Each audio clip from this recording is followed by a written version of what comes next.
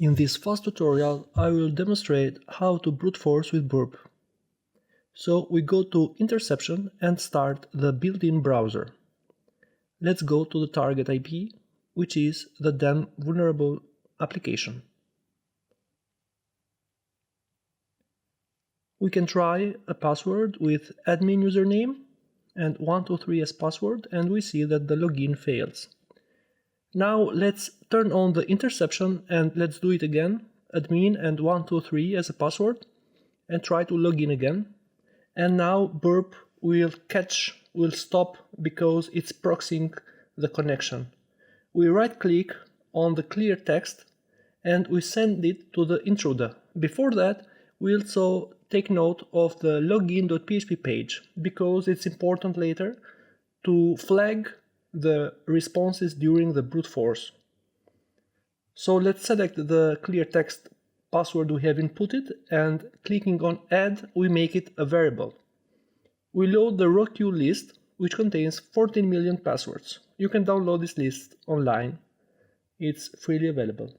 Let's go to settings, and to the grep match, we clear the current entries, remove the exclude HTTP headers, and add the login.php because we want Burp to flag all responses that contain login.php, which means that all the incorrect passwords will be flagged by Burp, and only the correct password will not be flagged because it will not contain the login.php page.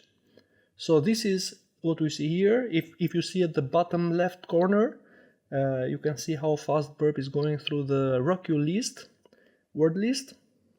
And now I can stop the search because I have already spotted a correct password, which has been found using Burp brute force. It is this one, and let's compare with a wrong password. The response headers, as you can see, contain the location login.php, while the correct password will contain index.php in this case, and the password is simply password. Let's try this password directly on the then vulnerable application, web application, to verify that the login is valid. First, let's turn off the interception because it is still on. We could turn this off previously, it doesn't matter. So now we try with admin and password. As we can see, it works and we have successfully brute forced using Burp.